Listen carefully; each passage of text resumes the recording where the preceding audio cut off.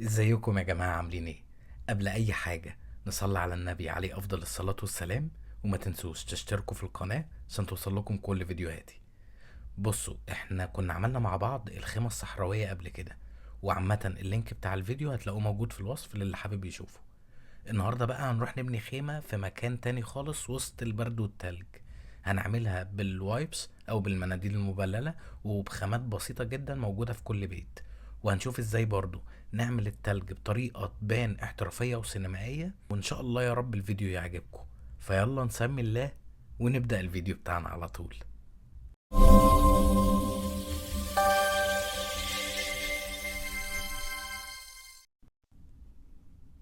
اول حاجه جبت عصايه خشب عادي موجوده في المكتبه، ممكن تجيبوا عصيان شيش طاووق، وقست 13 سنتي. وهبتدي ايه اقطمها واصنفرها واظبطها. وبعدين جبت بقى المره دي عصايه شيش طاووق، وابتديت اقيس 10 سنتي و6 ملي. تمام، وبرضه هنصنفرها. وبعدين جبت العصايه اللي هي 13 سنتي وثبتها كده. وبعدين هجيب عصايه الشيش طاووق، واجي في نص العصايه اللي هي 6 ونص، نص 13 يعني 6 ونص، وابتدي الزق بالسوبر جلو. وبعدين هجيب عصيان شيش طاووق تانيين زي ما انتم شايفين كده، وبعلم، وهبتدي ايه اقطم على طول. المثلثين اللي احنا بنعملهم دول هنعمل منهم اتنين، اللي هو وش الخيمة وظهر الخيمة. وبرضو قطعت الجزء التاني وصنفرته، وببتدي ايه ألزق كله ببعضه بالسوبر جلو. خلاص كده احنا خلصنا المثلثين بتوعنا، نلحمهم بقى ببعض. جبت العصاية دي طولها 20 سنتي، هي اصلا بتتباع 20 سنتي. هنبتدي ايه نلزق المثلثين ببعض. الاول هلزق العصايتين اللي هيلحموا بالمثلث التاني بالسوبر جلو طبعا. كده احنا خلصنا الهيكل بتاع الخيمة.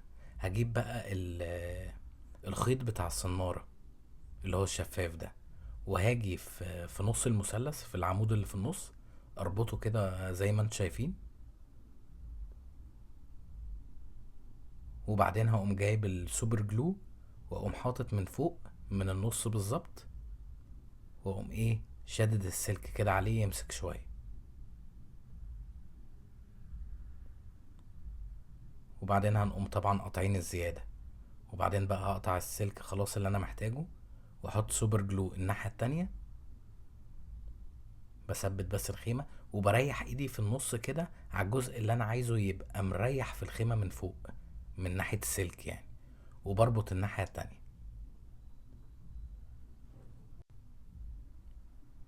بربط انا قدامكم اهو الخيط بتاع الصناره ده. وبرضو ايه تأكيدا هحط سوبر جلو.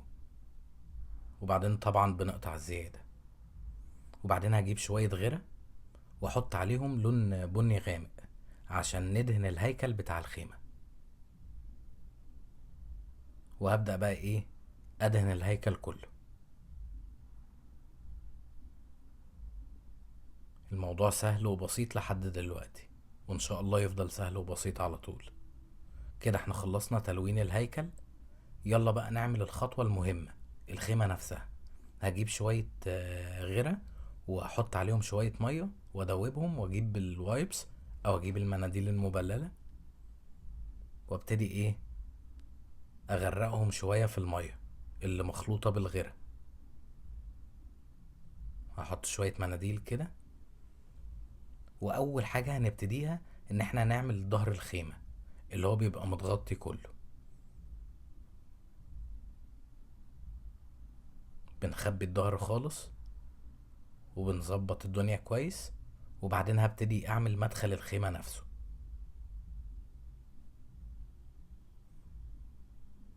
اهم حاجة لازم تعرفوها ان الكرمشة اللي بتبقى في الخيمة او التفاصيل اللي في الخيمة نفسها حاولوا تعملوها والوايبس مبلولة او المناديل مبلولة، عشان لما تنشف هتنشف بالشكل اللي انتوا عملتوه عليها. يعني التفاصيل بتاعت الخيمة نفسها بينوها وانتوا بتعملوا المناديل، وهي لسه مبلولة طبعا، لان هي مجرد ما هتنشف خلاص. وبعدين بقى طبعا انا بسيبها تنشف. انا سبتها يوم، انتوا لو سبتوها 3 4 ساعات هتلاقوها نشفت، بس انا قلت اسيبها يوم كامل عشان تبقى مسكت كويس. انا بس بحاول اوريكم التفاصيل عشان ايه، عشان تبقى الموضوع سهل بالنسبة لكم لو انتوا بتتفرجوا على الفيديو وبتعملوا نفس الخيمة، فيعني ما تزهقوش مني. اهم حاجة ايه؟ التنيات، التفاصيل، تقفله كويس، الكلام ده كله مهم في البداية.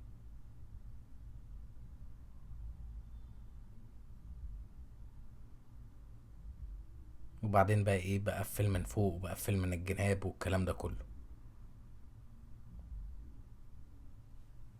اتمنى الموضوع يكون سهل.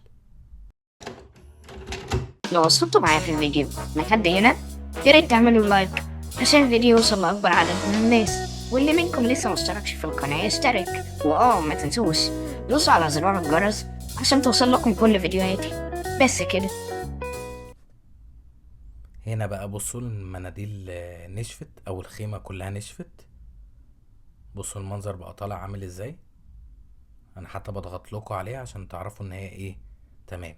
الزيادات اللي جوه طبعا كلها بقى ايه، بنقصها بالمقص. هنقص كل اللي جوه ده، وبعدين نعمل لون كريمي. بصوا انا حطيت لون ابيض وبكسره، بصوا بسنة بني على سن الفرشة،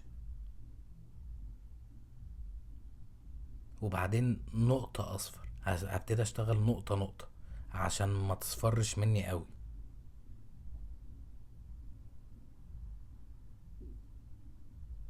الخطوة بقى اللي جاية دي مهمة جدا. ماشي، احنا هنحط نقطة كمان عشان حسيت ان هي عايزة ايه، سن اصفر. نحط بقى شوية مية.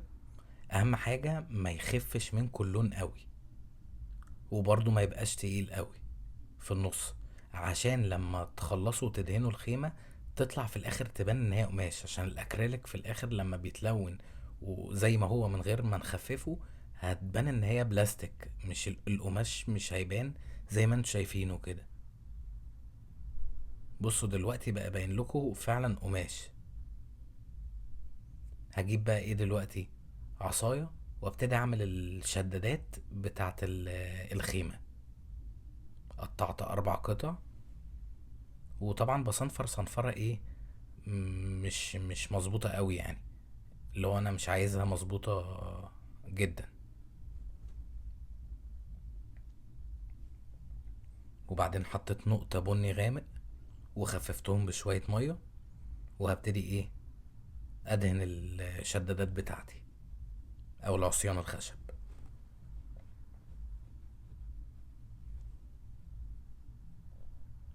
وهي لسه بقى العصيان وهي لسه مبلولة كده، حطيت شوية ايه، بني، وبرضو مشيت على العصيان عشان تديني شكل الخشب في لونه. بصوا بقى بعد ما نشفت بقت حتة فاتحة في حتة غامقة، وبعدين عملت القعدة دي. ان شاء الله الفيديو اللي جاي هوريكم تفاصيل الموضوع ده عشان هنعمل حاجة حلوة قوي ان شاء الله يعني. وبعدين هبدأ ألزق الخيمة بالسوبر جلو، بثبت. خلاص ثبتنا. هنجيب بقى ايه، الخيش، الخيط بتاع الخيش، وحطيت عليه غيرة عشان انا مش عايزه طالع منه الشعر ده، ومش عايز السمك بتاع اللي هو الحبل الخيش، يعني انا عايز سمك ارفع شوية. فبصوا بقى الفرق ما بين اللي احنا عملناه بالغيرة واللي مش معمول. وهبتدي ايه، اربط في الشدادات. لسه الغيرة طبعا في الحبل، فمسك معايا كويس الحمد لله. وبعدين حطيت يعني حتة سوبر جلو كده ايه تمسكه، وبعدين هقطع بقى الجزء اللي انا محتاجه، وبعدين نربط الحاجات بقى اللي بتدي الواقعية. ومن اهم الحاجات بقى ان انتوا ايه، كده كده لازم نلون الحبل ببني برضو، بني متخفف بمية يعني. انا مش عايز لون الحبل بتاع الخيش نفسه، فاديته حتة بني. من الحاجات المهمة بقى قوي، الشدادات بتاعت الخيمة دي بتبقى مايلة. انا بس بحط السوبر جلو، بصوا مايلة ازاي، بصوا انا بحطها بميل عامل ازاي، عشان تبان ايه ان هي شادة الخيمة. وبعدين هشوف المقاس بتاعي وابتدي ايه الزق في الخيمة بالسوبر جلو عادي جدا.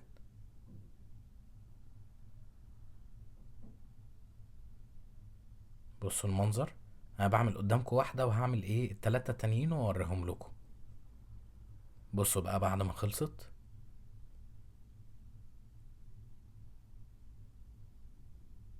يعني يا رب يكون الفيديو عاجبكم والمنظر عاجبكم. اوعوا تنسوا تشتركوا في القناة واللايكس والحاجات الحلوة دي.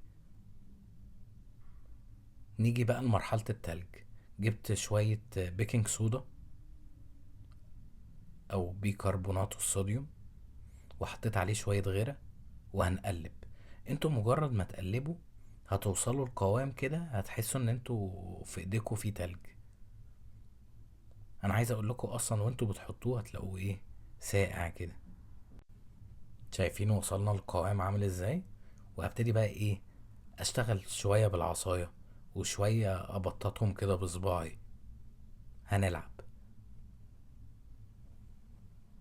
اهم حاجة طبعا هداري الجناب بتاعت الخيمة، اللي هو القماش اللي نازل الزيادة ده. زي ما انتوا شايفين ايه، شوية كده وشوية كده، شوية بالعصاية وشوية بططهم كده بصابعي.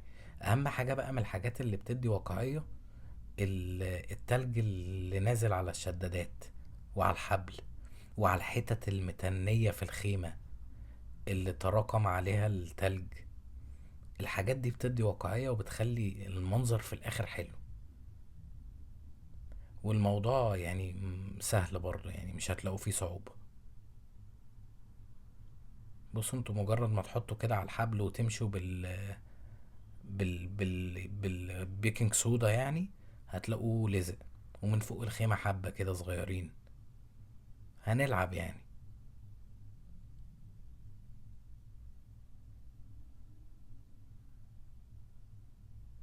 اهم حاجة بقى في الاخر ايه عشان ندي التاتش بتاع ان الدنيا مبلولة في مية، فهحط سوبر جلو في شوية اجزاء كده، الحبل بتاع الخيمة، الشدادات، من الطرف بتاع التلج، الكلام ده كله. ودي اخر حاجة معانا في الفيديو، يعني يا رب الفيديو يكون عجبكم. ولو عجبكم بقى ما تنسوش السبسكرايب واللايك واحلى كومنتات. وان شاء الله اشوفكم قريب جدا في فيديو جديد. اوعوا تنسوا تتفرجوا على الفيديوهات بتاعتي. ها، سلام.